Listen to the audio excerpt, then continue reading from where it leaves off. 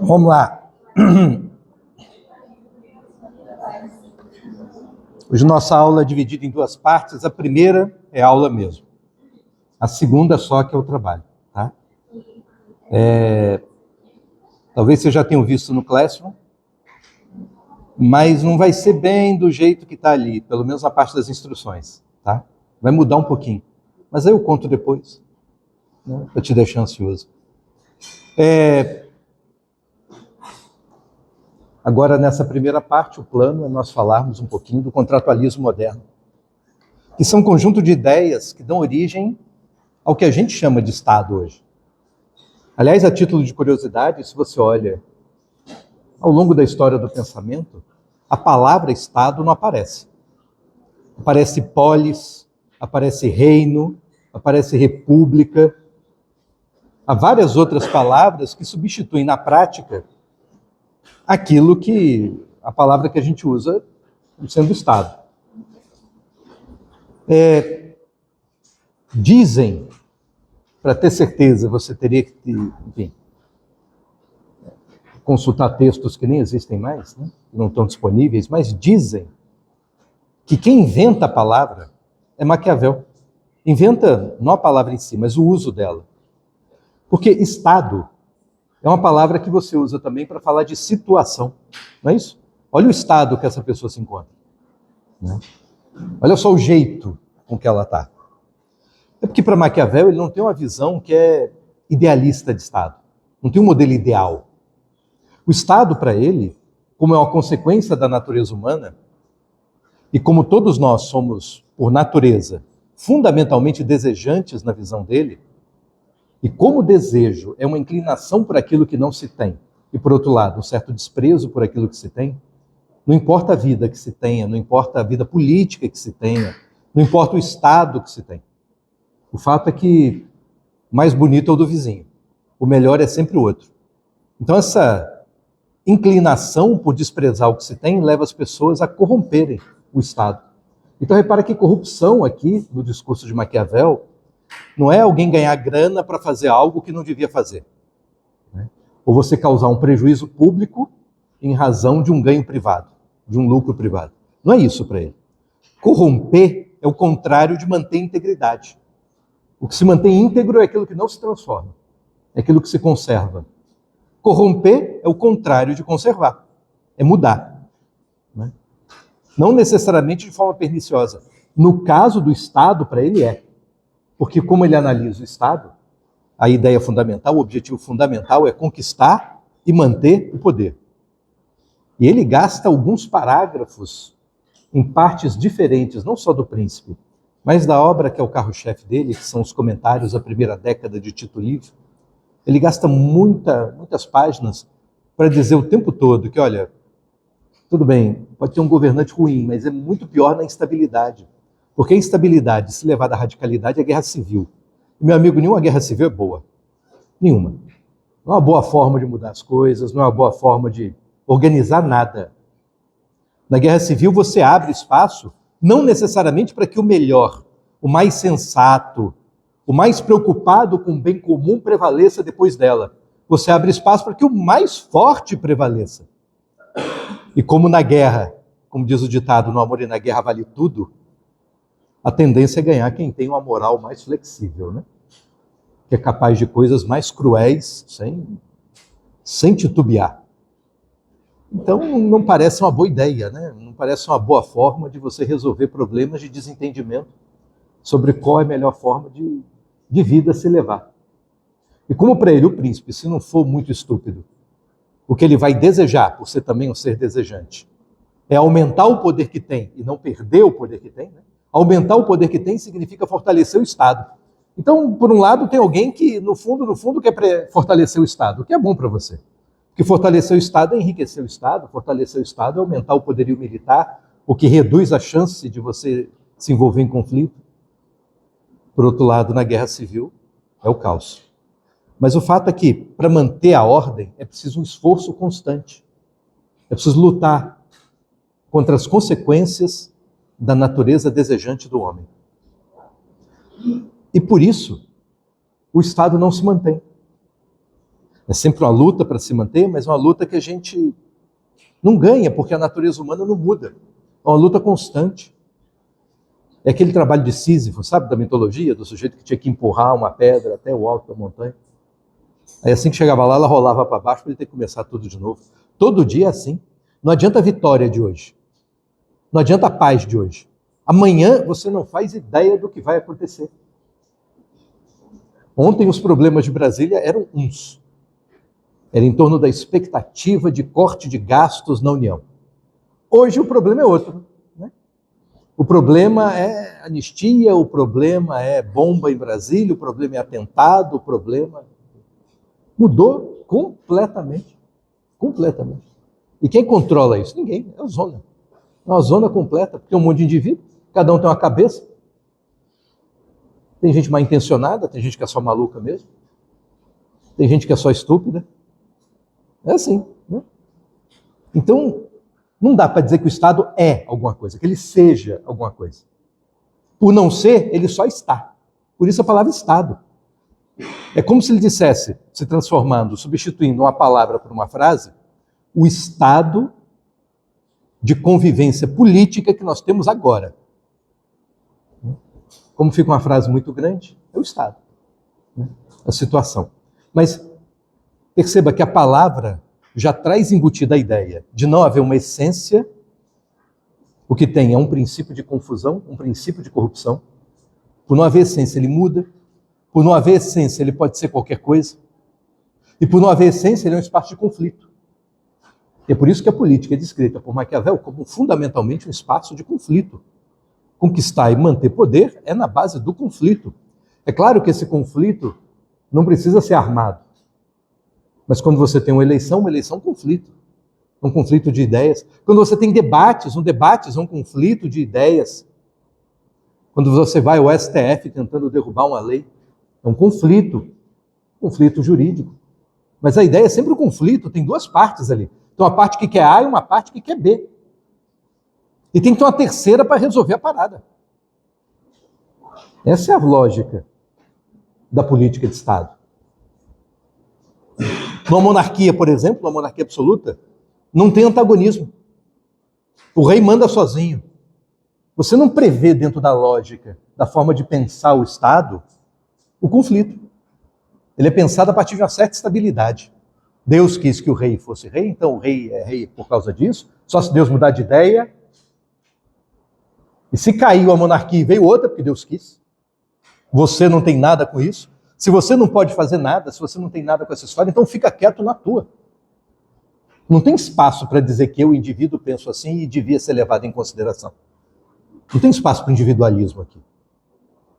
Só tem espaço para uma passividade coletiva diante de fatos imutáveis. Agora não, a política é mutável. E se é mutável, qualquer um pode ser um agente relevante na mudança.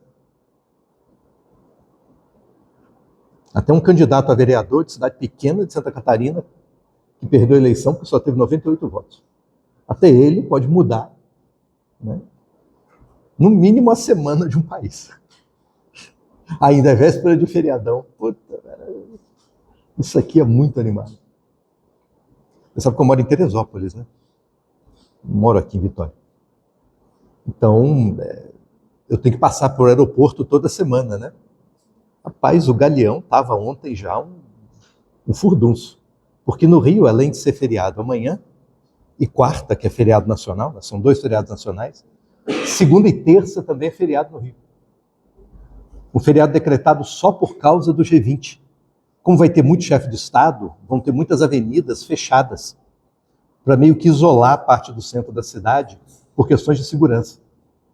Fora a comitiva que vai e vem para tudo quanto é lado, né?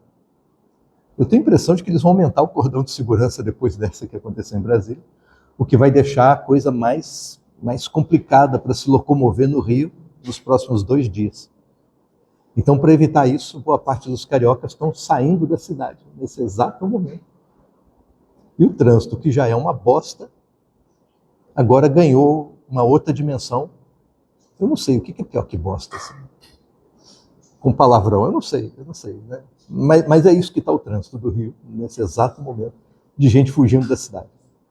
Então, isso é a política, isso é o Estado, isso é a inconstância da vida. A vida é inconstante. Na sua vida, você não sabe muito bem o que vai acontecer, né?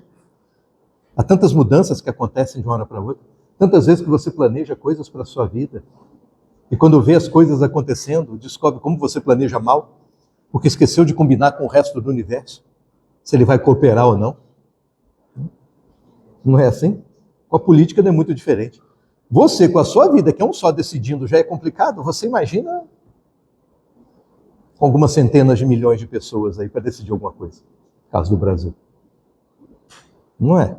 Isso é a política para ele. Mas o fato é que ele inaugura essa ideia do pensamento moderno e duas coisas vão ficar como algo fundamental em todo o pensamento moderno, diga-se de passagem, renascendo hoje, inclusive, com muita força, principalmente por conta do pensamento econômico. A ideia de que a política é o que é porque o homem é o que é. Se eu quero entender alguma coisa, o ponto de partida é uma certa ideia da natureza humana. Hoje ninguém fala de natureza humana, mas fala de psicologia, né? Você fala de comportamento. Se você olha a última década, ganhadores de prêmio Nobel de Economia, década não, os últimos 20 anos, 5 deles, 5 ganhadores dos últimos 20 anos, não são economistas. São pessoas ligadas à psicologia ou às ciências exatas, mas cujo cálculo que apresentaram diz respeito a comportamento humano. O que é muito curioso. E não sei se você reparou, mas as ideias econômicas há muito tempo têm um peso imenso na política. Basta ver eleições, o quanto você discute a pauta econômica. Basta ver a importância que tem ministros da área econômica em qualquer governo, em qualquer um. Basta ver a importância que tem Banco Central na política de uma forma geral. Então, economia, sim, é algo fundamental. E se a própria economia passa a ser pensada a partir da natureza humana, a tendência é que todo o resto volte a ser pensado também. O fato é que a gente está no ponto de partida dessa história e ali não tem dúvida. Então, se eu quero criar uma teoria política para dizer para você como as coisas deveriam ser, eu tenho que ter uma base científica, entre aspas. Na época, eles vão chamar isso de realista. Ou, como diz Maquiavel, se eu quero escrever algo que tem a chance de ser realmente útil, eu não posso ignorar os fatos, eu não posso ignorar a vida como ela é, eu não posso ignorar as pessoas como elas são. Então, todo autor moderno tem como ponto de partida uma certa ideia de natureza humana. O curioso é que todos eles têm a mesma base empírica, todos eles estão olhando para a gente. Mas nenhum deles chega a um acordo muito grande sobre o que é a natureza humana. Cada um tem uma ideia completamente diferente. Mas é essa ideia diferente que fundamenta todo o resto. Então você pega Hobbes, Thomas Hobbes de Malmesbury. O livro mais estudado dele no Brasil é o Leviatã. O Leviatã tem duas partes. O Leviatã ele tem um subtítulo enorme, né? Ou Poder, Matéria e Forma de um Governo Eclesiástico e Civil. Dessas duas partes, a primeira se chama Do Homem. E quem escreve ali é um Hobbes psicólogo. É uma espécie de tratado de psicologia aquilo. A parte 2 é que se chama do Estado. Esse papo de contrato vem na parte 2. Há quem pegue, em teoria do Estado, na ciência política, e só lê a parte 2 para frente. O problema é que a parte 2 é consequência da parte 1. Os fundamentos estão na parte 1. O porquê dele pensar daquela maneira está na parte 1. Se você ignora a parte 1, dá a impressão de que ele tem uma ideia meio que desconectada de tudo. Ele só bolou aquilo do nada. E só faz sentido porque parte das ideias que estão ali permaneceram na história e são nossas hoje. Como se fosse uma obviedade. Mas estava longe de ser uma obviedade no tempo dele. A começar a ideia de contrato. Não que não existisse contrato. O contrato está aí desde o direito civil romano antigo.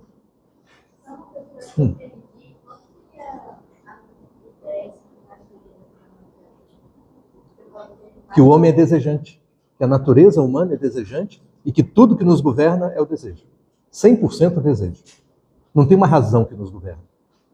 Então, a política não é fruto, para Maquiavel, de escolhas conscientes, racionais, de deliberação em praça pública. A política é o resultado de um embate conflitante entre desejos antagônicos. Do príncipe, o desejo de não deixar de ser príncipe e aumentar o poder. Da nobreza, qual que é o desejo? Você lembra?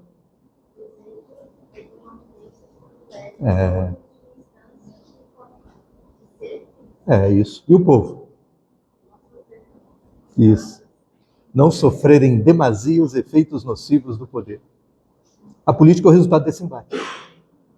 Então, para Maquiavel é utópico dizer, vamos fazer um grande consenso. É impossível ter consenso, porque as pessoas têm desejos diferentes. E repara que Maquiavel também não vai falar em ideologia. A palavra não aparece ali. Uma palavra muito posterior. Porque ideologia pressupõe uma visão racional de mundo, pressupõe que a gente tenha, supondo a racionalidade humana, que ela fala mais alto do que os nossos desejos, que a gente tenha planejado o futuro, mas cada um planeja de uma maneira completamente diferente. E entenda que um planejamento em que o seu desejo não está contando. O que está contando é só a sua razão. O que permite a gente apresentar as nossas ideias sobre o futuro como sendo corretas. O certo e o errado. A política, quando começa a construir essa ideia, a partir da ideologia, a partir de um espaço para que seja pensado racionalmente, o que vai ser consequência histórica de uma ideia de natureza humana, do ser humano como alguém cuja razão pode se impor sobre o desejo. Que isso é ser o bom cidadão, isso é ser o bom pensador. Algo muito parecido com o que Platão defendia na República. Mas que, durante boa parte do pensamento moderno, ficou esquecido, ficou de lado. Os fatos, as circunstâncias apontam para outro caminho. Em termos históricos, o fato do mundo viver numa beligerância muito grande também ajuda, né? É muito difícil você imaginar que as pessoas sejam racionais com guerra rolando para tudo quanto é lado. Não tem nada de muito racional na guerra. Tem algo mais animalesco, tem algo mais selvagem, tem algo mais bruto, tem algo mais contrário a tudo aquilo que você espera da ideia de razão. Gerar entendimento. Amigo, tem entendimento que é simplesmente impossível. Já viu duas pessoas discutindo sobre futebol? Falando de quantos títulos o time dele tem? Meu amigo, você acha que o cara que tem paixão por um time de futebol vai deixar de ter paixão só porque descobre que o time dele tem menos título do que o time do outro? Que, aliás, time que ele odeia? Você acha que vai mudar a relação de amor e ódio só por uma questão matemática? Mas as pessoas discutem como se isso fosse acontecer. Ah, mas aquela taça lá conta, porque na época... Porra, meu amigo. O cara tem razão, então o seu time tem um título a mais. Não sou mais vascaíno, agora eu sou flamenguista. Você sabe que não é assim que a coisa funciona. Né? Tenta discutir qual é a cor, né, mais bonita. Qual o critério objetivo que você tem para discutir um negócio desse? Nenhum. É gosto. Um vai dizer, é o amarelo. Aí o outro vai dizer, nossa, o que seria do brega sem o amarelo? E assim vai. Né? Não tem uma base racional, não tem uma base matemática. Mas imagina que você conseguisse construir uma base matemática para decidir questões assim. Questões de qual é o melhor time de futebol, questões como qual é a cor mais bonita. Imagina que eu tivesse um critério objetivo. É esse o esforço dos pensadores políticos do século XVII em diante. Querem criar um critério objetivo para solucionar conflitos humanos. De um mundo que está cheio de conflito. Hobbes nasce no meio de um lado de uma grande guerra civil, a revolta de Cromwell, viu gente morrer pra caramba. Né? De outro lado, o risco da Inglaterra ser invadida pela Holanda. A Holanda tinha uma esquadra, tinha uma força naval poderosíssima. E a grande vantagem histórica da Inglaterra é ser uma ilha, né? Então, meu amigo, para um país estrangeiro invadir, tem que encarar a água antes. Então, isso é uma proteção natural, para aquele tempo, assim, importantíssima. Privilégio que França não tem, que Espanha não tem, que, enfim, a Itália não tem. Elizabeth I é a rainha. Ela é filha de Henrique VIII, aquele mesmo que rompeu com a igreja. Aquele mesmo que arruma treta e guerra civil também por conta dessa ruptura, porque tem guerra religiosa. A Europa inteira está dividida em guerras religiosas. Católicos contra protestantes e judeus apanhando dos dois ao mesmo tempo. para variar, né? A esquadra holandesa, numa hora, ameaça invadir a Inglaterra, vai com tudo. Imagina, a marinha mais poderosa do mundo está atravessando o Canal da Mancha, indo em direção à Inglaterra. As forças inglesas eram fracas, tanto no mar quanto na terra. Milagrosamente ganharam no mar. Milagrosamente. E em boa medida, graças a um almirante, Francis Drake, que talvez você já tenha visto em filme como pirata, porque ele era pirata mesmo. Um pirata garante uma vitória que permite a sobrevivência da Inglaterra. Mas o fato é que ninguém contava com essa vitória naval. Então, havia um pânico das pessoas fugindo do litoral. E detalhe, você está numa ilha, né? Se uma ilha, por um lado, é um lugar bom para você proteger de uma invasão, por outro lado, é um lugar ruim para você fugir dela, né?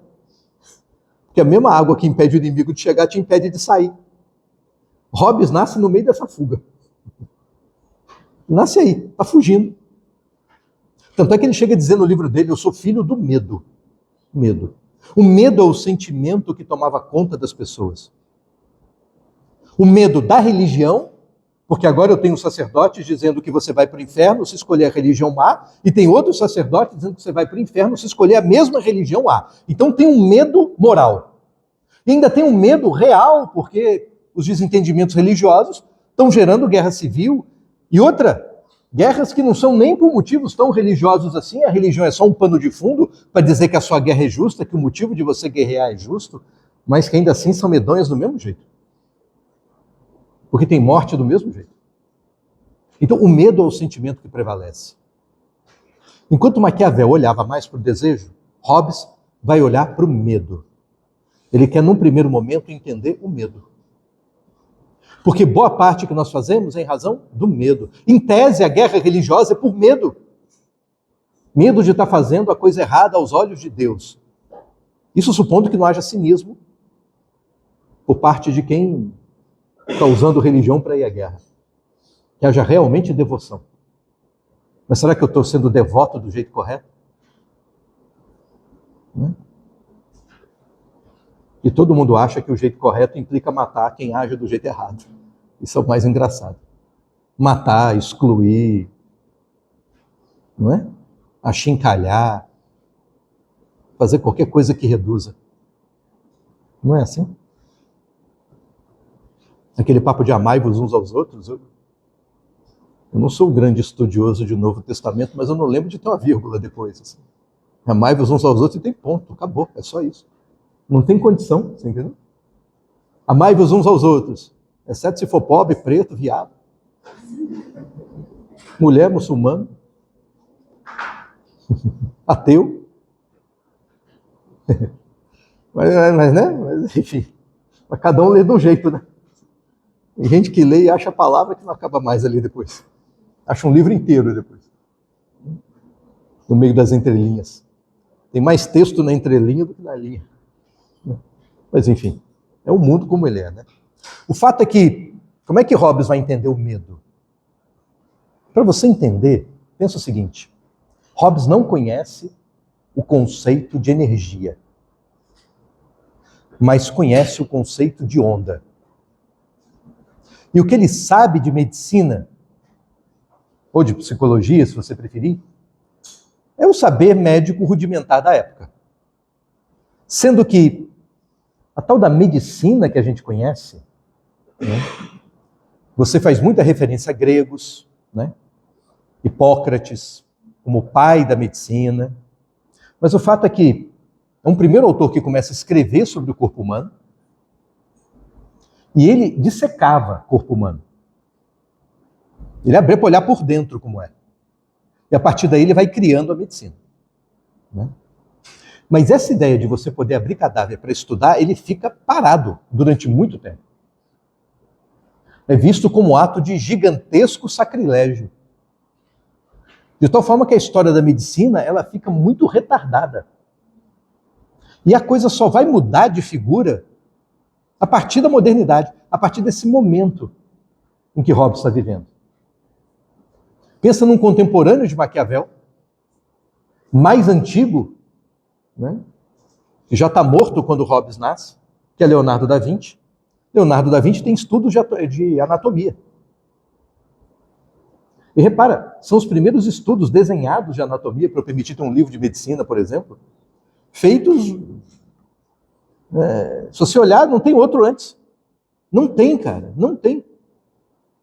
Quem dominava a medicina mais avançada durante a Idade Média eram os árabes. Que, aliás, a cultura árabe, em toda a Idade Média, era uma coisa assim impressionante. Muito à frente de todo o Ocidente. A medicina é só uma etapa disso. Né? Na ótica, na física, na metalurgia, em tudo os caras ganharam. Em tudo. Era impressionante. A própria palavra medicina vem de um cara chamado Ibn Sina, que era árabe. E que ensinava a arte dele também para judeus. E a medicina chega na Europa graças à ocupação da Península Ibérica pelos árabes. E depois que os árabes são expulsos, fica com os judeus que ficaram ali. Apesar de todo cristão querer matar judeu nessa época. Mas eram os caras que dominavam a medicina ao mesmo tempo. Você tem ideia de que os caras faziam cirurgia no olho? Correção de córnea? Correção de córnea, cara. No século XIV, você tem ideia do que é isso? E os caras conseguiam fazer. E a gente, nos anos 80, que chega assim, temos uma nova técnica para resolver problemas de miopia, vai ser um avanço, catarata não vai mais deixar a gente cega. A mesmíssima técnica que é desenvolvida de forma muito menos risco da pessoa ficar cega depois da cirurgia, mas os caras faziam no século XIII, velho. Olha que coisa. Muito em parte de um domínio religioso sobre a questão do corpo humano, da vida, de tudo. Então Hobbes está tendo contato com essa novidade, é uma novidade. Saber que o corpo é cheio de cordinha aqui, nervos e músculos. E ele acredita que essas cordinhas funcionam e nos fazem sentir qualquer coisa, como a corda de um violão. Ele não conhece o conceito de energia, mas conhece de onda. A onda que resulta do toque de uma corda de violão. Então olha só, como que nós percebemos alguma coisa. Como é que eu posso enxergar alguma coisa se não tem conceito de energia? Para Hobbes tem uma partícula das coisas materiais que saem delas, que vão flutuando no ar, partícula mesmo, partícula material. Hobbes é um materialista radical. Para ele tudo é matéria. Inclusive Deus. Hobbes é um ateu, né? Detalhe que não é comum na filosofia antiga, filósofos ateus. Hobbes é uma exceção. É uma exceção. Hobbes vai dizer lá pelas tantas, se Deus existir, ele tem corpo, ele tem massa, ele ocupa lugar no espaço. Porque tudo que existe é matéria. Não existe nada imaterial. Tudo que eu chamo de milagre nada mais é do que o efeito de causas materiais. Só que eu desconheço a causa. Aí digo que é milagre, que é a mesma coisa que dizer, não sei explicar essa merda. Só estou vendo que está aí o resultado. Mas como, não sei. Mas é uma causa material. Porque se Deus existia, é matéria. Então matéria causa matéria. É quando muito a causa material primeira de todo o movimento. Então, para ele, a substância é material. Tudo é material. E não é a substância, são as. É no plural. Porque para ele, no mundo, há incontáveis substâncias. Sendo o universo material infinito, infinitas substâncias materiais. O que é substância para ele? Tudo aquilo que tem existência autônoma. Então eu sou uma substância, essa garrafa é outra. Porque se eu desintegro a garrafa, eu continuo existindo. A minha existência não está dependendo dela. Spinoza e Descartes, às vezes, ele pensou totalmente diferente. Totalmente diferente. O Descartes também pensa que as matérias, que existem múltiplas substâncias, só que Descartes vai falar de substâncias de duas qualidades. Substância material e substância imaterial. Porque Descartes, ao contrário de Hobbes, não é ateu. Então, para Descartes, tem corpo e tem espírito. Tem um corpo que perece, tem uma alma, que é por ser uma substância distinta, o corpo se desintegrando, o corpo morrendo, a alma não deixa de existir. Ela está livre para ir para o céu, para o inferno, né? Para qualquer lugar que ela queira ir. Até Teixeira de Freitas. Né? Qualquer lugar, sem problema. Né? Está livre agora do corpo. Mas Hobbes não. Morreu, morreu, acabou. É matéria, acabou sua matéria, acabou você. Já era. E Spinoza? Não tem múltipla substância, só tem uma que é o todo. Porque, só para entender o papo, né? Já que substância é aquilo que tem existência autônoma, essa garrafa não é substância porque ela foi feita por alguém. Ela tem uma causa. Tudo aquilo que é causado, não dá para dizer que existe por si mesmo. Existe porque é o efeito de uma causa. Sem a causa, o efeito não existe. Eu não sou substância porque eu sou o efeito de uma causa.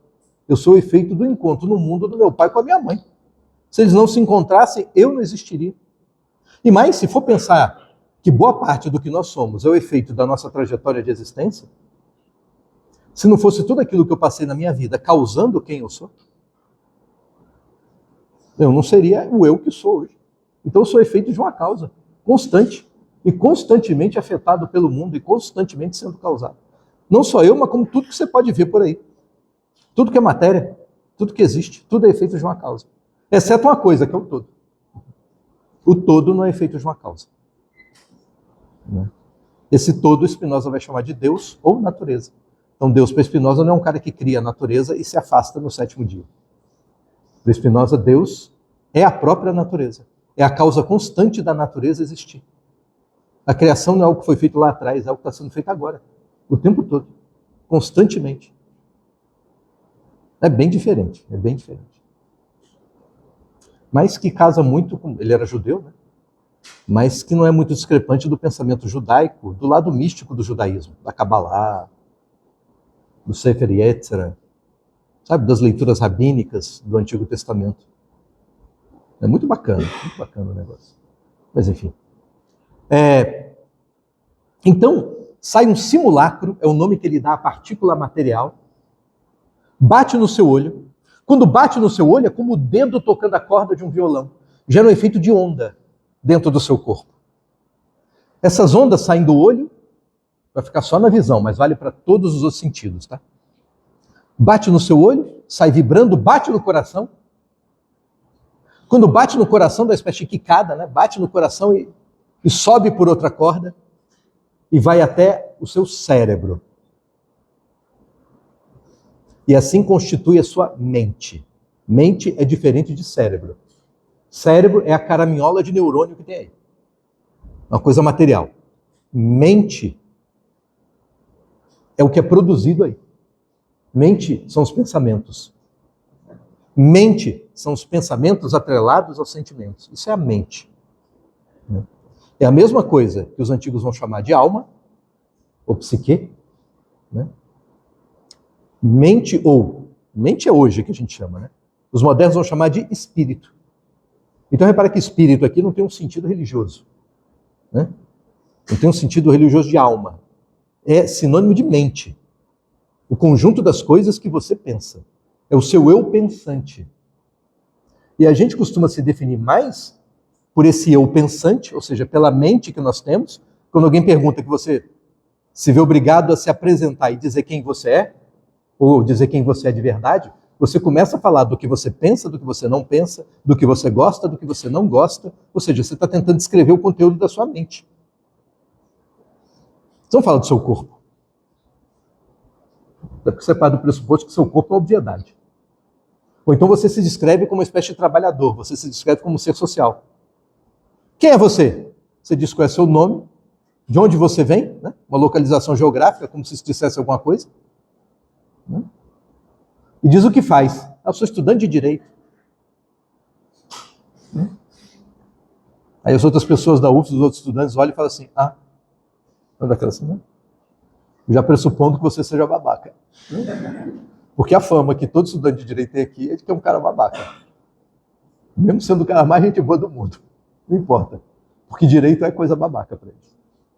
Não é assim? Principalmente para o pessoal de serviço social. Ali você não só é babaca, como você é um reaço, escroto, causador de todos os males do mundo. Né? E se você acha que é ruim para você como aluno, imagina para quem é professor. E outra, daqui a 5 anos aqui você vai embora, né? Eu estou aqui desde 2001, cara. Eu estou aguentando essa porra desde 2001. Enfim, né? As pessoas ficam surpresas de vez em quando a gente faz algumas coisas assim. Você esperava o quê? É sinal de que as pessoas agem com relação às outras muito mais com relação a estereótipos mesmo, do que com relação a qualquer forma de conhecimento pessoal. Qualquer uma. É sempre estereótipo. Por isso, na política, a grande disputa, a grande luta na política é pelo estereótipo. Quando você é político, estranhamente, você começa a deixar de ser dono da sua própria narrativa, da narrativa da sua vida. Porque todo mundo passa a falar o que você é, o que você pensa, por que você faz ou deixa de fazer alguma coisa. As pessoas vão criando a imagem de quem você é. E quando você começa a se tocar disso e perceber, você vê que você não é aquilo que estão falando de você. Não é. Não é. Eu fui secretário de Estado, eu passei por isso. Como era governo Paulo Hartung? É um liberal. Aí vem impeachment da Dilma. Aí eu dou entrevista. Eu digo o seguinte, olha, tudo bem, tem uma condição ruim na economia, né? Mas impeachment é um instrumento legal que existe no caso de crime de responsabilidade. E ser um governante ruim não é crime. Para governante ruim, o que a Constituição dá como solução é um troço chamado eleição, que acontece de vez em quando. É isso. Mas crime não tem. Crime não tem. E ainda tem o risco de banalizar esse troço, né? A lei de impeachment é da era Vargas. Foi criada no parlamento por um cara que detestava Vargas. E mais, não detestava só Getúlio Vargas, detestava o presidencialismo. O cara defendia um parlamentarismo para o Brasil. Ele achava que a coisa ia conseguir implantar um parlamentarismo. Então ele criou uma lei de impeachment que é muito fácil de ser usada. Muito vaga. O que é crime de responsabilidade? Não sei. Qualquer coisa pode virar crime de responsabilidade, entendeu? Qualquer coisa. Isso deixa o presidente, qualquer um, na mão de uma pessoa só. Né? Que é o presidente da Câmara dos Deputados. A questão é que quase ninguém, as pessoas preferiam jogar o jogo político, né? Até Dilma. Não, vamos jogar de outro jeito agora o jogo. A coisa mudou. E daí para frente fica esse fantasma agora. Né? Fica esse fantasma. E a tentativa de usar a lei de impeachment para qualquer coisa é de direita e de esquerda, viu? Só para ficar claro. Basta você ver a quantidade de pedido protocolado que tem lá. Lula agora já está chegando quase a 200 pedidos de impeachment protocolados. O recorde é do Bolsonaro. Teve o maior número de pedidos de impeachment protocolados na história. Mas todos os outros tiveram aí. Fernando Henrique teve uns 50 no primeiro mandato, no segundo já subiu para 80. É assim, né? Todo mundo tem. Aí fica lá um monte de arma para o cara usar, quando quer. Escolhe um e fala, esse aqui. Enfim. Fato é que essa história de quicar no coração e ir para a cabeça não é estranho, não é esquisito. Para você que conhece, que sabe o que sabe de corpo humano hoje. Para você que estuda biologia por causa do Enem. Né? Mas para aquele tempo não era nenhuma estranheza. Ao contrário, era quase um senso comum. O senso comum de que a nossa visão, a nossa percepção sensorial, que aliás a nossa mente é um vazio. Outro contratualista, que é John Locke, uma frase famosa dele, o homem é uma folha em branco, que diz o seguinte, que você nasce sem um conteúdo na mente, você não nasce com nada inato. Tudo aquilo que corresponde, portanto, à natureza da mente humana, todo o conteúdo que há em nós, por exemplo, achar ruim matar alguém. Você pega as legislações penais de países os mais diversos, todos eles de alguma forma criminalizam o homicídio. Se eu criminalizo o homicídio, é porque duas coisas acontecem. Primeiro, é porque gente mata gente. Porque se ninguém matasse, fazia o menor sentido ter um código dizendo que é crime matar. De fato, gente mata gente. De fato, gente volta e meia quer matar gente. E, ao mesmo tempo, um monte de gente não quer que gente mate gente. Isso é uma coisa esquisita, né?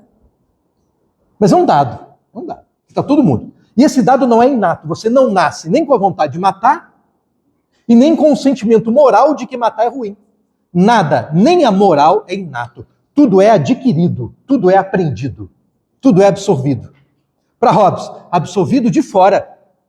Na medida em que vem o simulacro da cadeira, esse simulacro me traz uma informação do que é a cadeira. Se na minha mente eu tenho uma imagem da cadeira, essa imagem veio aqui, né? É um troço que a minha caraminhola, o meu cérebro, consegue traduzir essa vibração de corda aqui dentro na imagem de cadeira.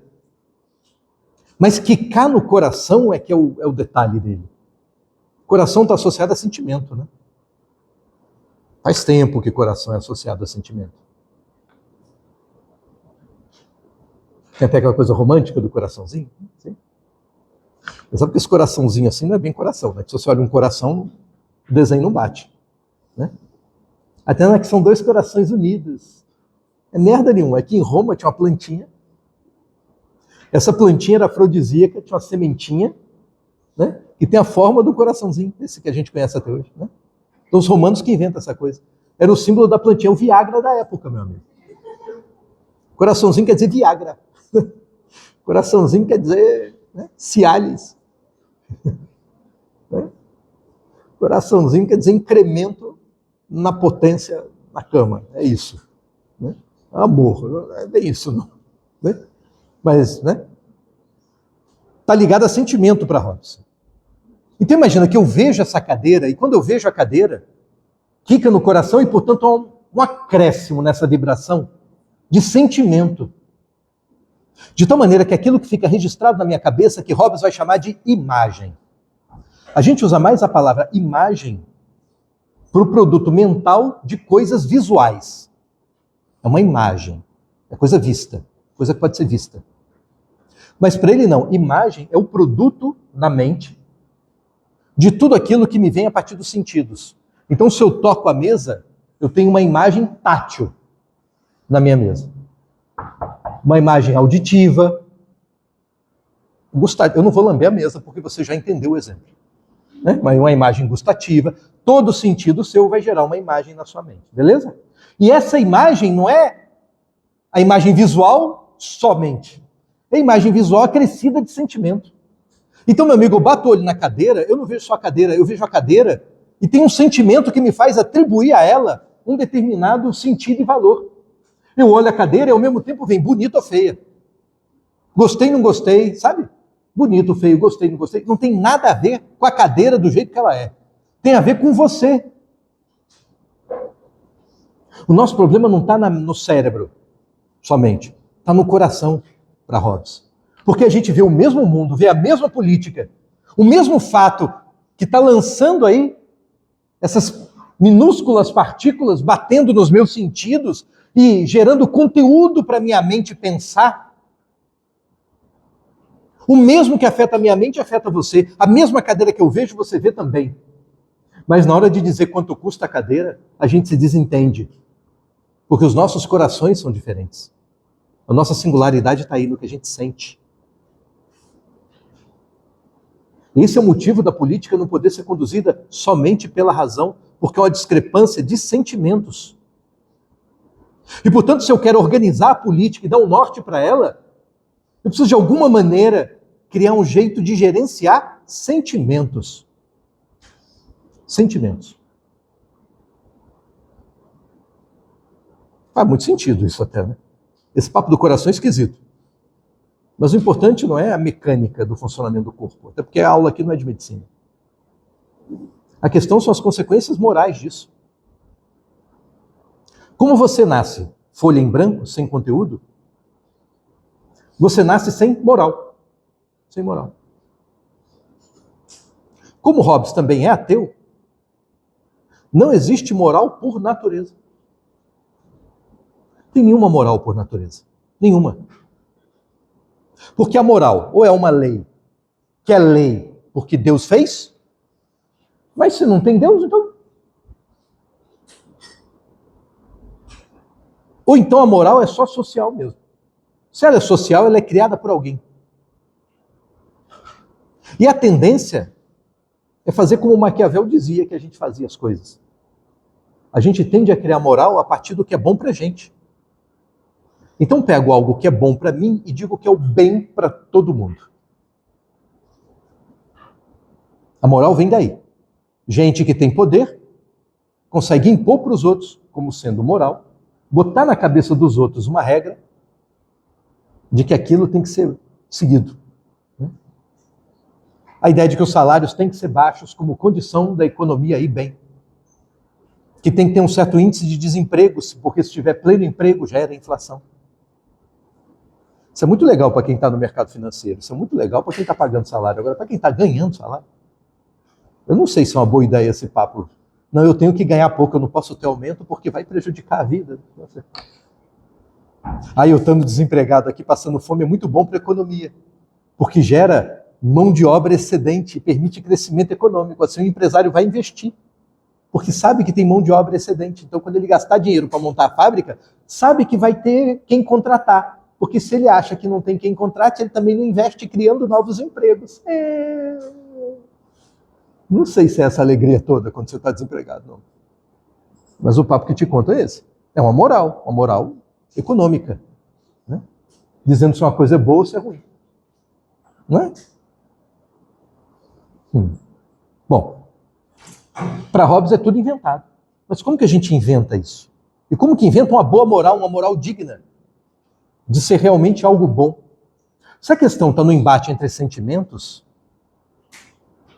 pensa no indivíduo. Né? Pensa no indivíduo. Pensa na questão do gosto. Vamos fazer uma enquete aqui. Quem gosta aqui de brigadeiro? Quase uma unanimidade, né? Alguém não gosta de brigadeiro? Tem gente no mundo que não gosta de chocolate, eu sei. Isso não é patologia, pode ficar tranquilo. É esquisito, mas assim. Né? Quem gosta de quindim? Pouca gente gosta de quindim aqui.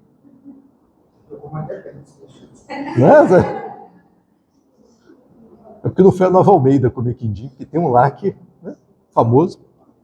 Quem prefere quindim a brigadeiro aqui?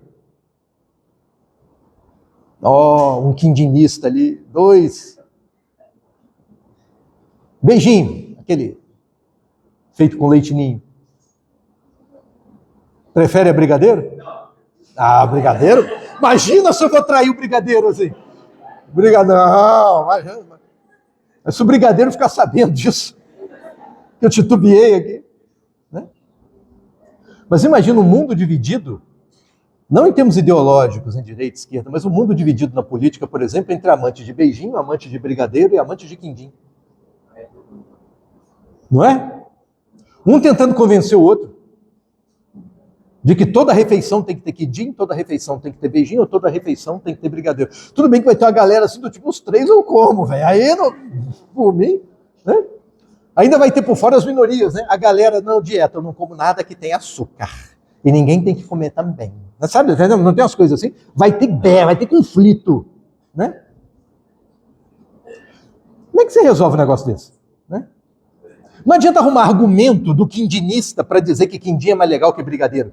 Não, porque brigadeiro, quando você vai comer, tem aquelas coisinhas, né, parece uns bacilos que ficam em volta, né? O granulado, quando você come, cai granulado. Aí aquela merda, se tu tiver de blusa branca, derrete, e porra, mancha de chocolate, de granular, bosta pra sair, que tem gordura naquela porcaria. Então é ruim. Quindim é só açúcar, batida assim. Mas se tiver suada a camisa, aí o açúcar vai ficar melada. Repara que nada disso vai fazer o cara que gosta de brigadeiro deixar de gostar. Você entendeu?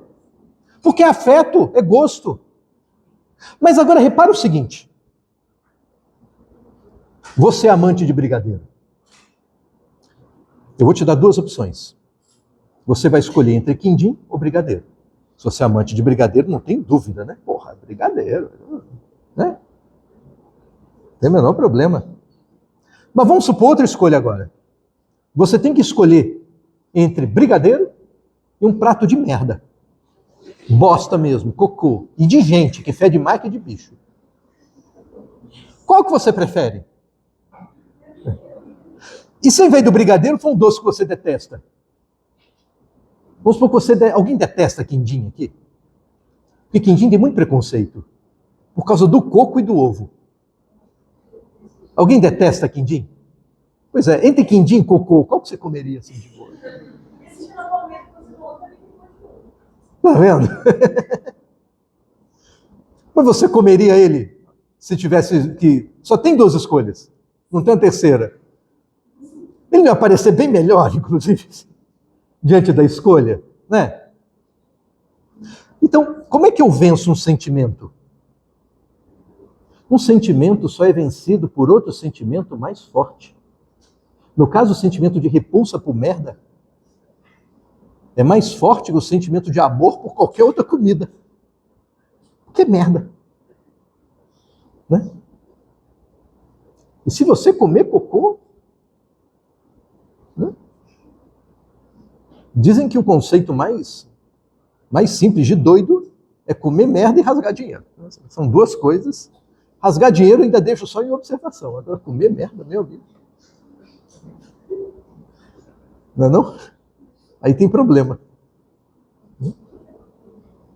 Bom, tem que ter um sentimento mais forte. E Hobbes acha que encontrou na natureza humana o sentimento mais forte de todos, que é justamente o sentimento que move as pessoas no seu tempo. O medo. Como é que resolve o medo? Como é que eu faço as pessoas pararem de ter medo? Pararem de matarem os outros por medo? É só se tiver um medo maior ainda. E qual é o maior medo? Oi? Não. Não. Como é o medo de todo mundo? A morte. Qual morte? Porque tem mortes, né?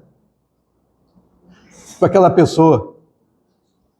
Fulano morreu. Morreu de quê? Pneumonia. Ah, coitado. Mas foi num pulmão ou nos 2? Ah, não só. Ah, ainda bem, né?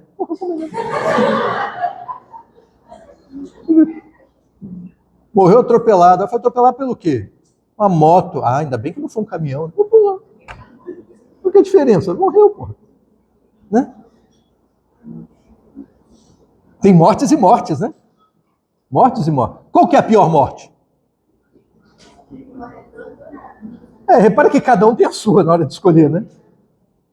Cada um tem a sua. Hobbes vai chamar simplesmente de morte violenta. A morte, o medo da morte violenta é o pior dos medos. Vamos fazer escolha? Quem não gosta de Lula aí?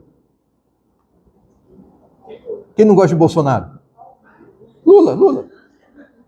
O Lula. Lula, companheiro. Presidente. 3 mandatos, você não sabe. Ainda quer passar em teoria do Estado. Por isso que eu digo que tem que investir em educação. Começar na base. O Júlio não tem muito trabalho depois. Né? Não sou que você odeia Bolsonaro. O que você prefere, votar em Bolsonaro ou morte violenta?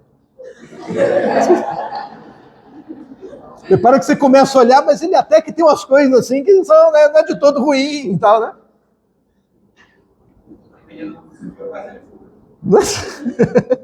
Não é?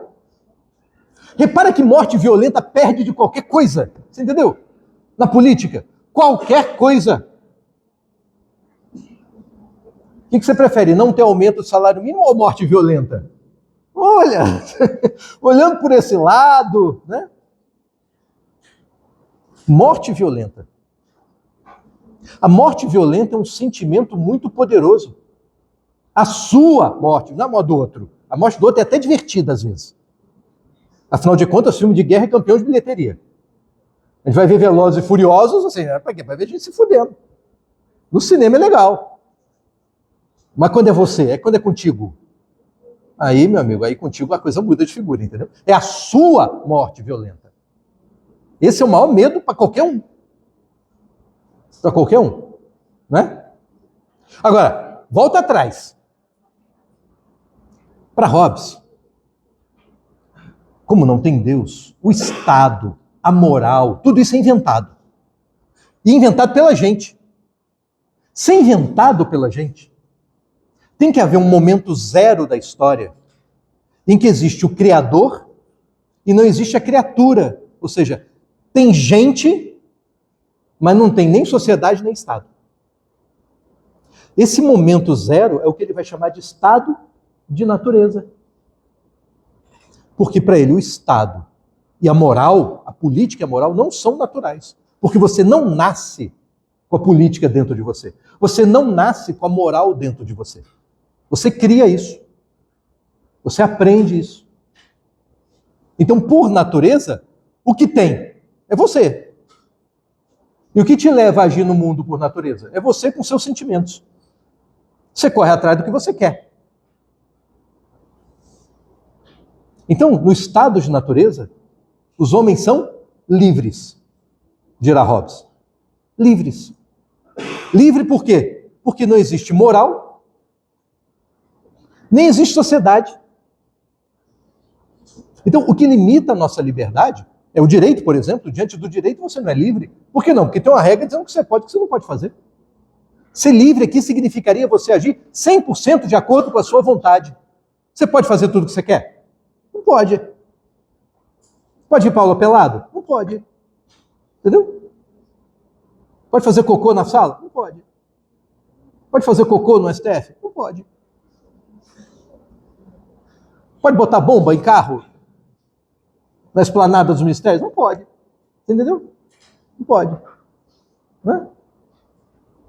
Pode dar um tapa em alguém no meio da rua? Do nada? Não pode. Tem um monte de coisa que não pode. Né? Pode comer carboidrato depois das 18? Não pode. Se não pudesse mesmo, não tinha uma pizzaria que ficasse de pé. Né? Sábado de noite. Mas, repara, tudo aquilo que limita a sua vontade vem do direito, e o direito é uma consequência da sociedade, porque antes de ter direito tem que ter sociedade. Tem que ter uma sociedade que se organize para fazer lei. Ou vem da moral. Mas para Hobbes a moral também depende da sociedade, porque ela também é inventada. É simplesmente a ideia do que é certo e do que é errado, só que comungado por mais gente. Que não é só seu, é de uma galera. Então, no estado de natureza, primeiro dado, nós somos livres. Isso quer dizer que você faz o que você quiser. Agora, repara que tem uma coisa na natureza que limita a ação de qualquer animal. Que a gente costuma chamar de lei também. São as tais leis da natureza. Você está limitado pelas leis da natureza. Lei da natureza aqui significa física, por exemplo. Eu quero voar, mas não dá para voar. Porque tem a gravidade. Matéria atrai matéria na razão direta da massa, inverso do quadrado da distância, e por isso eu estou aqui. E com a massa que eu tenho, eu estou bem aqui, inclusive. Não dá. Mas tem outra lei da natureza também, que é a lei de presa e predador. Meu amigo, por natureza, o coelho nasceu com o corpo que tem, com as armas que tem.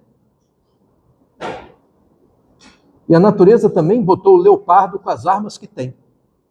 E, portanto, na disputa do coelho com o leopardo, 1000 embates entre os dois, 1000 vitórias do leopardo. Porque não dá para o coelho, velho. O que o coelho tem é pata ágil. O negócio é correr, é vazar.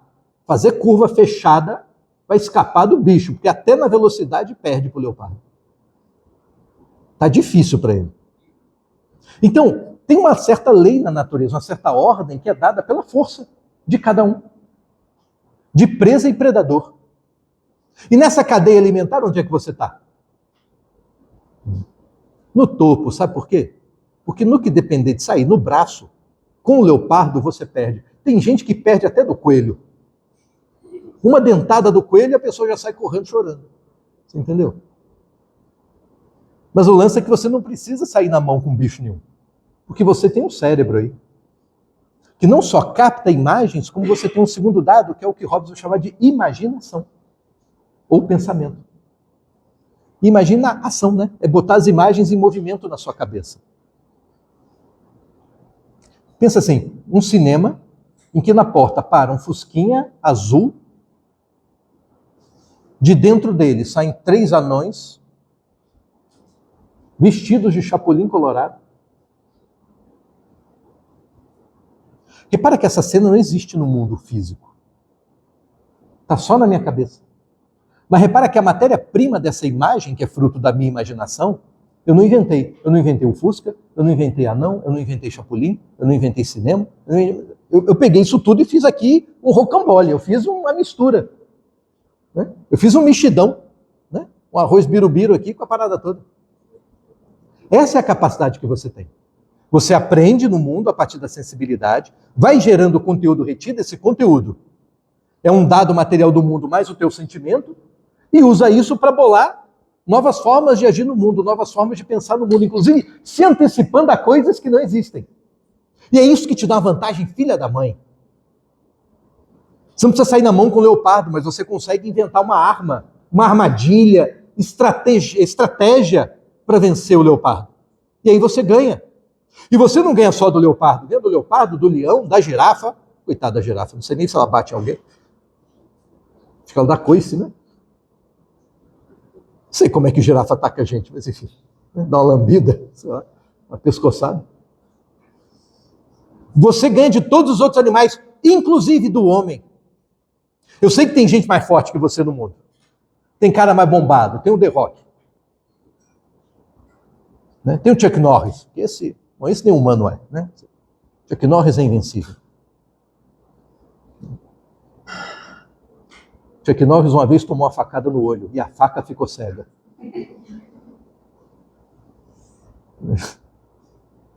Você sabe que tem gente mais forte que você. Mas o fato é que você tem como matar um cara mais forte. Tem gente mais inteligente que você, ou você tem como matar uma pessoa mais inteligente. Não precisa ser nenhum gênio para matar ninguém, não. A inteligência que você tem faz com que qualquer um possa matar qualquer um. O coelho não é igual ao leopardo. Porque eles estão dotados de uma natureza que os torna discrepantes, completamente desproporcional à luta. Mas e você? Você é superior a todos os outros animais, que está no topo da cadeia pela sua inteligência, mas ao mesmo tempo, entre outros, você é igual. Então a ideia de Hobbes é o seguinte: do estado de natureza nós somos livres porque não tem moral, nem sociedade. E nós somos iguais, porque temos igual capacidade de matar, igual capacidade homicida. Porque qualquer um pode matar qualquer um. Pode em termos morais e pode em termos práticos. Então esse papo de que todo mundo nasce livre e igual, você já vê que o ponto de partida disso já não parece tão interessante assim. A igualdade e a liberdade não parece uma boa. Porque, meu amigo, se todo mundo é livre e igual, o que é um mundo, esse estado de natureza, em que todo mundo é livre e todo mundo é igual? O que você acha que vai acontecer? Cada um como indivíduo, não tem galera aqui, hein? É você sempre sozinho, porque não tem sociedade. Se tem galera, é porque já virou sociedade. Mas imagina, é todo mundo indivíduo, todo mundo sozinho, todo mundo livre, todo mundo igual. É cada um por si, meu amigo. Cada um por si disputando coisas desejantes. Então você está correndo atrás do teu desejo e está disputando com quem? Não é com o leopardo, com o leão, porque esse você já venceu. Está disputando com quem? Com todo mundo. Todo mundo. É uma guerra de todos contra todos, ou de você contra todo mundo sozinho. É como se tivesse um exército contra você. Não que todo mundo se organize, porque não tem sociedade, mas simplesmente um bando de indivíduos. Você está com fome, tem um pé de maçã e só tem uma maçã. Tem 3 pessoas aqui. Meu amigo, só um vai pegar maçã. Pode ser que um seja indiferente. Eu não gosto de maçã, foda-se. Mas dos 2, é no mínimo uma porrada que vai rolar. Senão mata logo. Mata, porque quando achar a segunda maçã, esse aí eu já não tenho problema com ele. Então, meu amigo, o que esse estado de natureza, ou seja, o que uma vida de um ser desejante, que tem uma imaginação afetiva, que o leva a desejar coisas que mudam, que leva a desejar o mesmo que outra pessoa, em que é impossível ter um grande acordo, assim não é fácil, é mais movido, portanto, pelo afeto, pelo desejo, porque não tem ideia sem desejo, não tem imaginação sem desejo, não tem imaginação sem sentimento. Que tipo de vida ele te promete? A única garantia que se pode dar nesse mundo é morte violenta. uma hora você vai encontrar alguém que vai te matar. A morte violenta. Não é legal? Então, um mundo em que todo mundo é igual e livre é um inferno para Hobbes. Inferno. Porque causa morte violenta. E o que é a morte violenta? O maior de todos os medos. E é por causa desse medo, dirá Hobbes, que existe sociedade-estado. Porque as pessoas resolvem abrir mão. É melhor abrir mão da liberdade e da igualdade do que ter morte violenta. Então a existência de sociedade, a sociedade passa a existir a partir do momento em que você faz um primeiro pacto, um primeiro contrato, daí contratualismo. Contrato é um instrumento do direito civil. Mas que todos esses autores vão usar, porque é o seguinte, quando eu falo de direito, eu tenho dois modelos para explicar o direito, como o direito nasce. Aqui na sala tem os dois. Você sabe que aluno tem de dois tipos, né? Os nômades e os sedentários. O nômade é aquele que a cada aula senta numa cadeira diferente. O sedentário é aquele que toda aula senta exatamente, rigorosamente na mesma cadeira. São a maioria. A maioria. Se um belo dia na sua vida escolhe e vai sentar na mesma posição da sala de aula, inclusive mudando a sala de aula. No semestre costuma ter uma reorganização assim de posições. Questão muito circunstancial. A pouca. Quem senta na frente passa a vida sentando na frente, quem é fundão passa a vida no fundão. Eu sentava ali, ó, é aí, onde você está, a última cadeira. Naquela esquina. Era ali o mais longe possível. Né? Sem falar que ali é um lugar altamente estratégico. É porque é o seguinte, você que está sentado aqui na frente, você não vê quem está atrás de você, a não ser que vira o pescoço. Mas quem está sentado lá atrás vê a turma toda. E quem está sentado naquele canto, não só vê a turma toda, como ainda vê a porta e não é visto por ninguém. Então os mais tímidos costumam sentar lá. A pessoa do fundo é bagunceira. Às vezes é só timidez mesmo. É meio que um lugar escondido. Os menos tímidos sentam na frente. Né? Inclusive de lado, às vezes. Que fica diferente de todo mundo e não tem medo de chamar atenção porque está diferente. Foda-se. Está mais seguro de si. Né?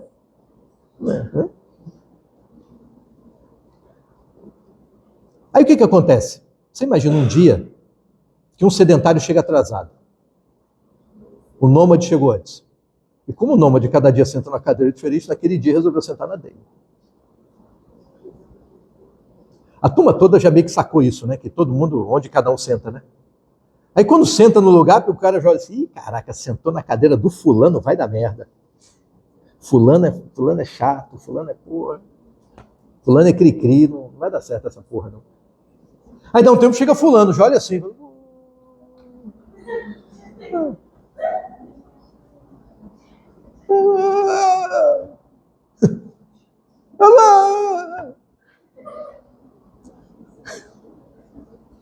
Quê? Sentou no meu lugar. Repara, é meu. Né?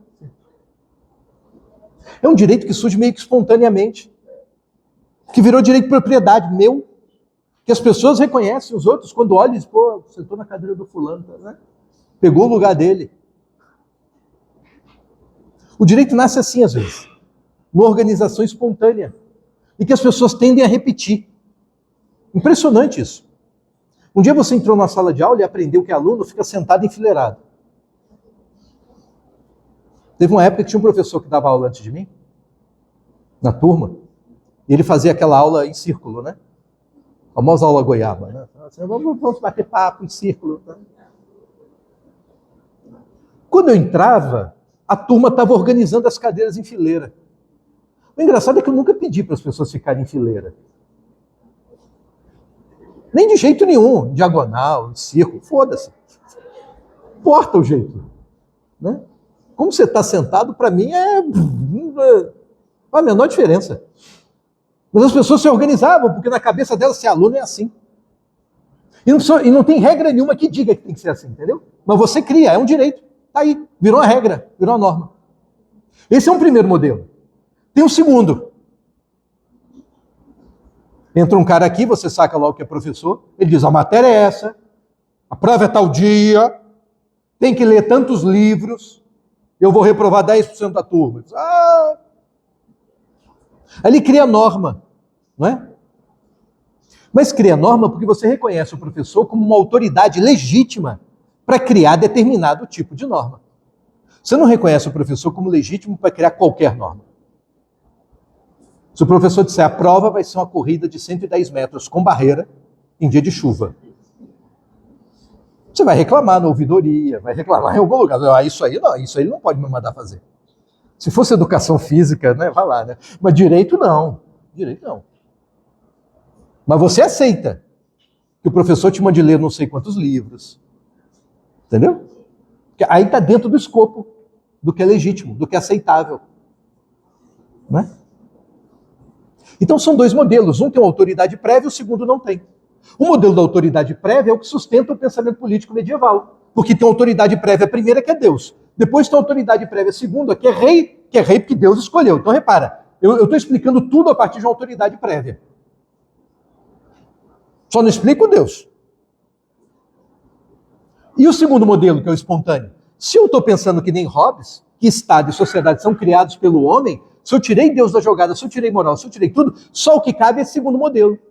Esse segundo modelo é o que a gente chama de contrato. O direito pode surgir ou porque uma autoridade cria a lei, ou o direito pode surgir porque as próprias partes criam lei para elas, que é o contrato. O contrato é isso. São dois indivíduos, no mínimo, criando lei entre si. Só vale para eles. E sociedade não é isso? Não é cheio de regra que vale só para aquela sociedade? Não vale para vizinho. É um contrato. Então dirá Hobbes, o contrato é a base da sociedade. Mas o que nos leva a fazer o contrato? É a razão?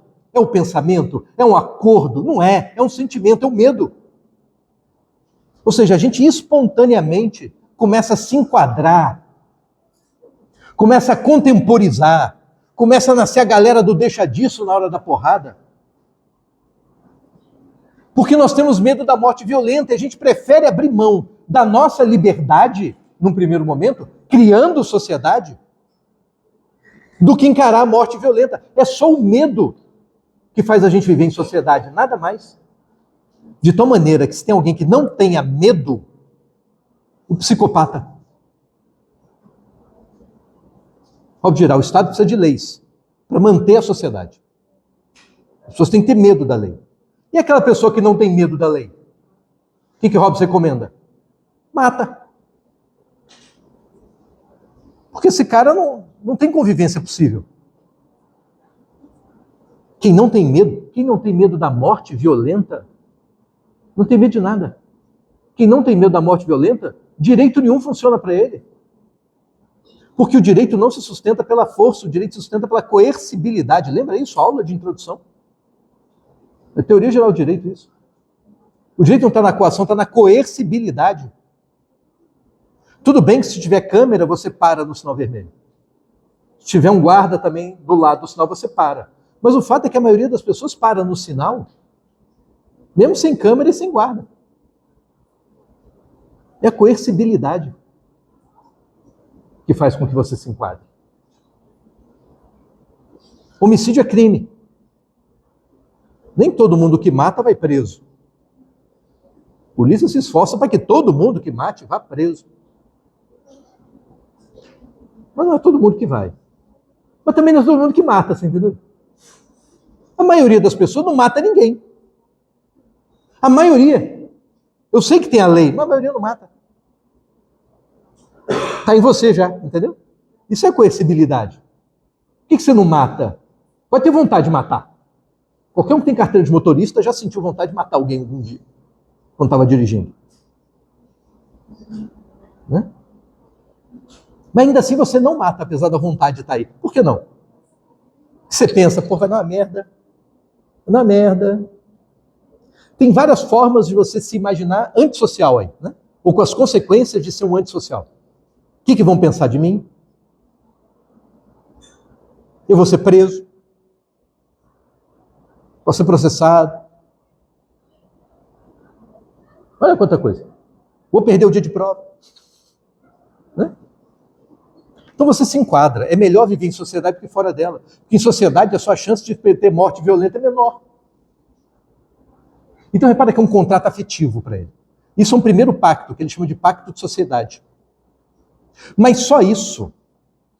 Repara que só abrir mão da liberdade é pouco. Numa sociedade em que todo mundo é igual, ainda assim tem problema. Porque você continua desejante. E nessa igualdade pode ser que alguém queira ser desigual. Alguém queira usurpar a igualdade do outro. Porque não é possível. Então tem que ter uma segunda força para manter a sociedade. E, portanto, um segundo pacto, que é o pacto de sujeição. Agora que você abriu mão da sua liberdade, você agora vai abrir mão da sua igualdade. Quando você elege alguém para mandar em você, você acabou de abrir mão da sua igualdade. Se eu elegi o cara, ele não é igual a mim agora. Eu vou ter alguém para deputado, ele pode fazer lei ou não. Antes de ser eleito é tudo a mesma merda, tudo igual.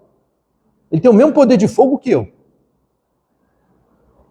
Eu estou num grupo de WhatsApp que tem um ex-aluno aqui, que foi eleito vereador. Aí o que acontece? Nessa lista também tem um outro ex-aluno que também foi vereador em Vitória. Mas que não foi candidato à reeleição, está sem mandato. Mas que continua aí na política, continua no jogo, sobretudo nas redes. Aí o que aconteceu? A Câmara vota uma norma aí, tirando o recurso da educação. E os dois são defensores da educação. Aí o cara que não tem mandato, que já teve, cobra do outro, que foi eleito, mas não assumiu ainda, um posicionamento público. Ele falou, cara, tudo bem, eu acho que a norma está errada, mas por que você acha que eu tenho mais poder de fogo que você nessa questão? Porque você teve mandato e não tem mais, mas o fato de você ter mandato gerou uma rede para você que é significativa, de influência. Eu fui eleito agora, mas também não tenho mandato. Na prática, nem eu, nem você, a gente pode votar em merda nenhuma. Você já pôde e eu poderei. A gente está no intervalo entre o passado e o futuro. Eu sou o futuro, você é o passado. Mas agora, nesse presente, é a mesma bosta. Por que eu sou mais do que eu? Por que eu que tenho e você não? Ué, né? Ainda fica aquela cobrança, estou decepcionado com você que não fez isso. E você, por que você não faz? É porque eu. Não fode. Está igual. Né? Então, o que é o Estado? Weber define o Estado, por exemplo, como um monopólio do uso legítimo da força. Ou seja, o Estado pode ter força, você não pode. Tudo isso é desigualdade. Então o Estado nasceu para ser desigual. A base dele é ser desigual com relação à sociedade mesmo.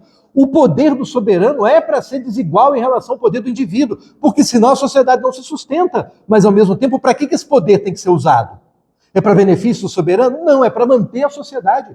E, sobretudo, evitar a morte violenta. Então, meu amigo, todo Estado para Hobbes se justifica, desde que ele seja eficaz para evitar a morte violenta. Ruim com o soberano que você tem? Pior sem ele. Porque sem ele tem desordem, com desordem, morte violenta. É um discurso que, na prática, legitima qualquer sociedade e qualquer ordem, sem conteúdo. Hobbes não te dá na política um conteúdo do que deve ter o Estado, o que ele deve fazer, quais são os direitos fundamentais. Não tem nada disso.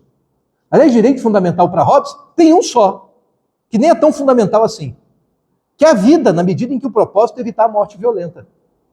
Mas o cara que não tem medo tem que ser morto, então a vida não é absoluta, o direito nenhum é absoluto. E para nós até hoje, a vida não é absoluta. Tanto é que tem a legítima defesa, que você pensa a vida em condições de igualdade. Na legítima defesa você mata alguém, é para salvar a sua vida, né? Porque sua vida é igual a do outro. Se não tem jeito, é melhor o outro, meu amigo. Vai ele, tchau. Eu não. Eu tenho compromisso para a semana que vem. Por isso eu não posso morrer agora. Eu já combinei, o pessoal fica chateado se eu não for. Né? Deu para entender? Deu para entender? Esse é o Hobbes. Esse é o contrato. Então, repara, o contratualismo. E Hobbes não é o primeiro a inventar esse discurso contratualista. O primeiro é um cara chamado Pufendorf. Mas Hobbes foi quem mais marcou o pensamento. Sobretudo porque esse modelo de contrato dele não tem conteúdo. Né? Você imagina que a Europa e a própria Inglaterra está dividida em guerras religiosas. Numa guerra religiosa, em tese, as pessoas estão matando umas às outras para dizer qual é o melhor Deus, qual é o Deus verdadeiro, o que Deus quer. Qual é a resposta que Hobbes tem para isso? Meu amigo, a religião correta é aquela que o soberano disser que é. E pronto. Porque, meu amigo, a gente não tem como saber qual é a certa. Não tem. Se Deus não vier aqui falar com você, você não tem como saber. E não é só que você tem que falar com todo mundo, porque se falar só com você, vai ser difícil você convencer os outros de que Deus falou contigo. Imagina o trabalho que Moisés teve. Se não fosse toda a moral pretérita ali, abrir mar vermelho, deve impressionar alguém isso. Caralho, o cara abriu mar vermelho, velho. Discutir com um cara desse. Se não for uma questão dessa, entendeu? E mesmo assim, por que você aceita os 10 mandamentos? Porque ele tinha moral, ou seja, ele já era autoridade, já tinha um impacto de sociedade, já tinha um pacto de sujeição. O que legitima os 10 mandamentos no primeiro momento? É a autoridade de Moisés. E por sua vez a de Deus. É uma moral e é uma autoridade política mesmo. Acabou. É a mesma coisa. E se ao invés de 10 fossem 15 mandamentos? E uma pedra Moisés deixou cair no meio do caminho e ficou com vergonha de dizer. Trago estes, né? Tem um filme do Mel Brooks que é assim. Trago para vocês estes 15... Aí cai uma tábua e quebra. Cara, 10 mandamentos. Talvez o não poluirás estava lá no final. Não serás escroto estava lá. Né? Não cancelarás de qualquer jeito, porque mata a gente. Estava lá. Né? Faltou essa pedra. Vai saber. Então, o que Hobbes diz? É o que o soberano disser que é. Aí repara, essa mesma lógica que vale para a religião, vale para todo o resto. Qual o melhor código penal? O soberano disser que é. Porque é melhor com um código penal de merda, ainda que você tenha uma ideia melhor, do que código nenhum. E o nosso problema é esse, é ter alguém que decida. Direito é a mesma coisa. Tem 2 pessoas no embate. Eu tenho que ter um terceiro para decidir. Espero que ele faça justiça. Mas se não fizer, dá a sentença do mesmo jeito. A sentença tem que pôr fim a esse negócio. É uma resposta que você quer? Tá aqui a resposta. Boa ou ruim, é melhor do que não ter resposta. Porque enquanto não tem resposta, tem conflito. Essa é a ideia de Hobbes. Esse é o papel do Estado. O Estado não precisa ser perfeito. O Estado, para Hobbes, não precisa ter leis de acordo com a ideia do bem, que é o que mostrava Platão. O Estado ele precisa ser só eficaz na manutenção da ordem, eficaz em evitar sua morte violenta. O que difere do discurso de Hobbes para outros contratualistas modernos não é essa espinha dorsal, esse raciocínio, é o conteúdo só. Né? É o conteúdo. Para Locke, não é a morte violenta que nos move, é a propriedade privada. Tem que ter propriedade. Porque sem propriedade privada, você não consegue nem garantir a sua segurança, também não consegue garantir condições de subsistência de mais gente. A própria sociedade não subsiste sem propriedade privada. Então, qual é o dever do soberano? Manter a propriedade privada. Não é? Para Rousseau. Não é? Para Rousseau, o Estado tem um papel educador. Né?